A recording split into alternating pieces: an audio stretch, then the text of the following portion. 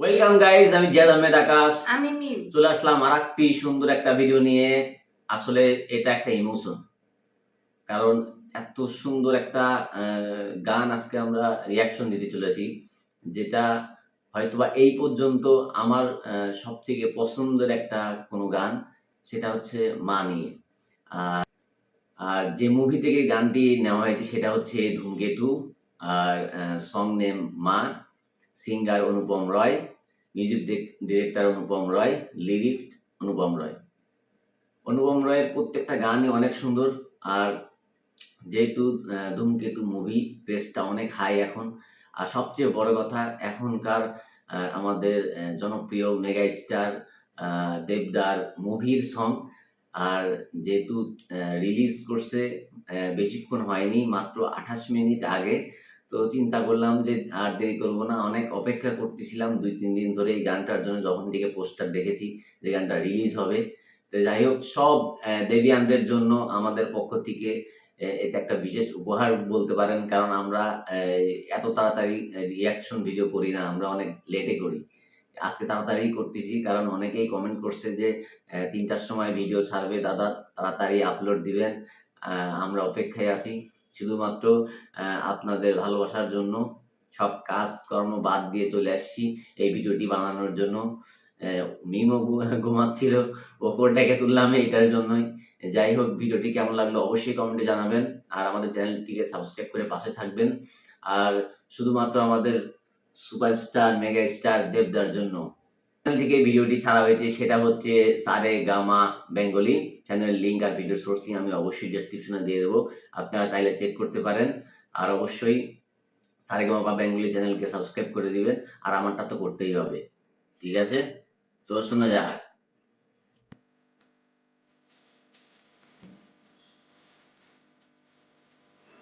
এটা কি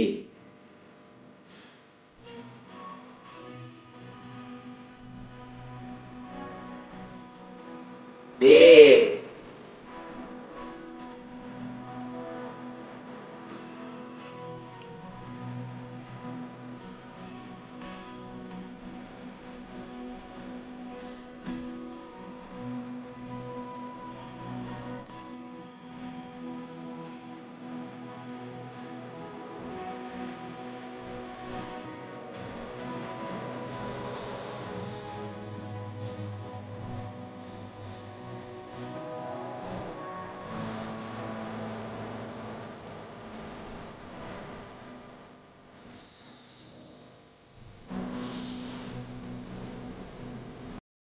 এটা কি গান নাকি এটা মনের কথা?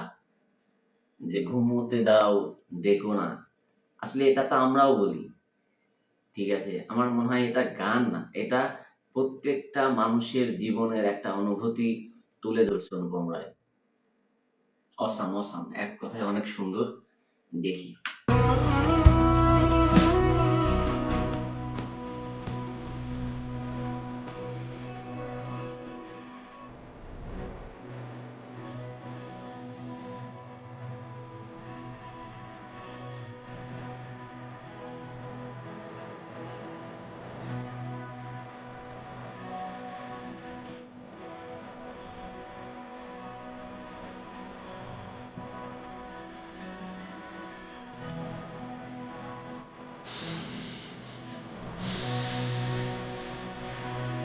এই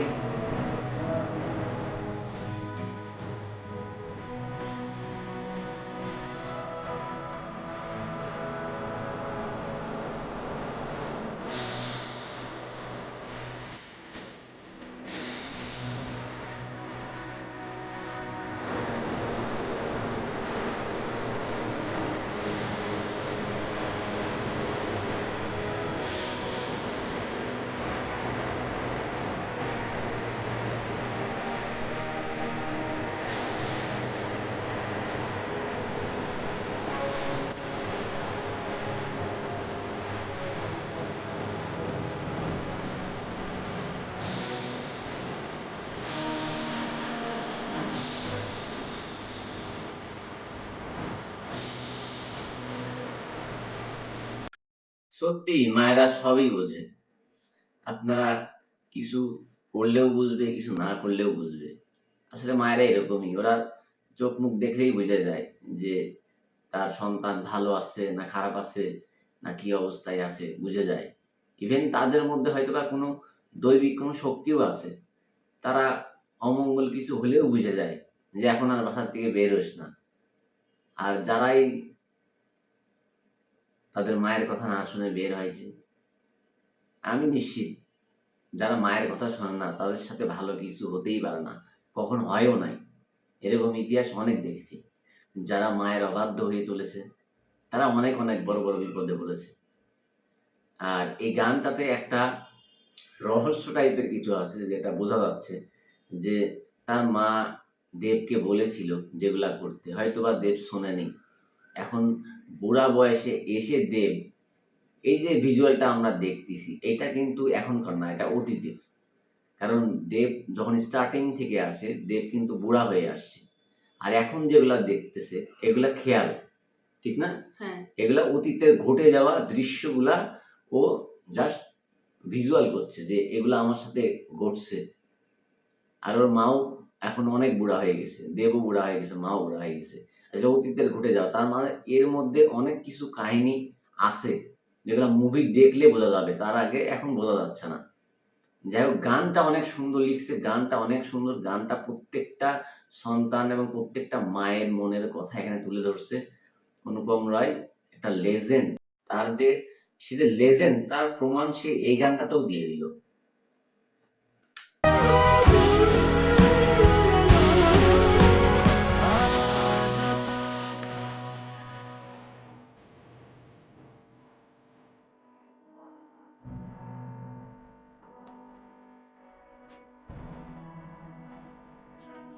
বুঝতে পারলা? হয়তো আমি ফিরবো না, ফেরাও অসম্ভব।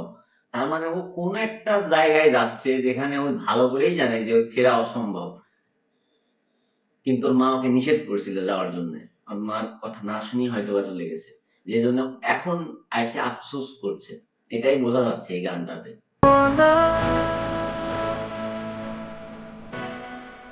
অস্থির অস্থির গাইস, অস্থির। এত সুন্দর একটা গান, আজকের দিনে প্রথম একটা ভিডিও বানালাম এত সুন্দর একটা গানে। যাই হোক, অনুপম রয়কে নিয়ে বলার আর কিছু নাই, আপনারা সবাই চিনেন যে উনি কি ধরনের একটা লেজেন্ড। যাই হোক, আর দেবের অভিনয় ছিল একদম পরিপক্ক একটা অভিনয়, এত সুন্দর অভিনয়। আর একটা অভিনয়ের মধ্যে একটা ভারিত্ব চলে আসছে ওর। আর যখন ইয়াং ছিল, যখন হয়তোবা ওর বিয়ের কোনো অনুষ্ঠান যোগ দিছিল, যখন এই টিকা লাগাচ্ছিল, ওইখানেও তার মা আর সন্তানের মধ্যে যে কেমিস্ট্রি ওটাও খুব সুন্দরভাবে দেখাইছে। আসলে ৩ মিনিটের গানে কত কি দেখানো সম্ভব, তার মধ্যেও সিনেমাটার হয়তোবা 50% এখানে এই গানের মধ্যে উঠানো আছে।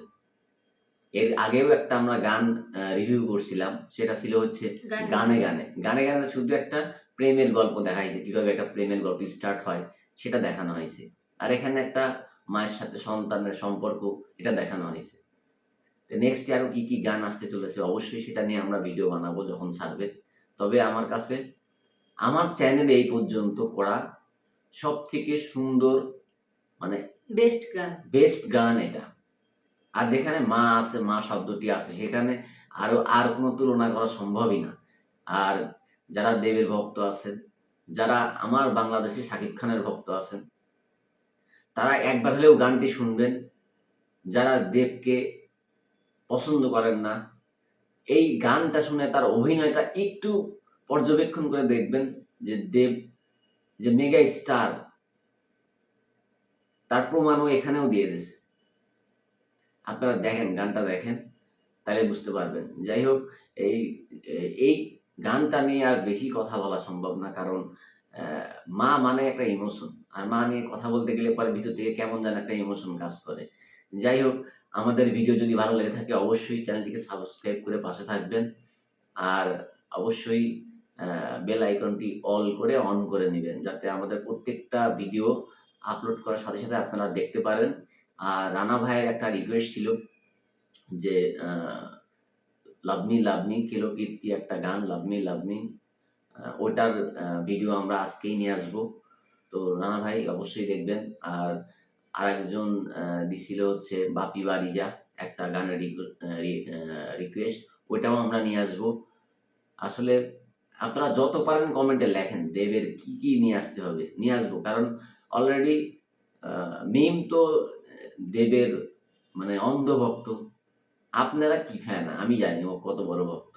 কারণ ও সঙ্গীত বাংলা স্কুল বাদ দিয়ে চলে আসতো গান দেখার জন্যে। তো যাই হোক, আমি শাকিব খানের ভক্ত ছিলাম। এখন মন থেকে আস্তে, আস্তে শাকিব খান আছেই, শাকিব খানের জায়গায় থাকবে। কিন্তু একটা মানুষ ভালো কাজ করতেছে, তাকে অবশ্যই ভালো বলতে হবে। দেব যেভাবে আগাচ্ছে, দেবের জন্য অনেক বড় শুভকামনা আমার পক্ষ থেকে।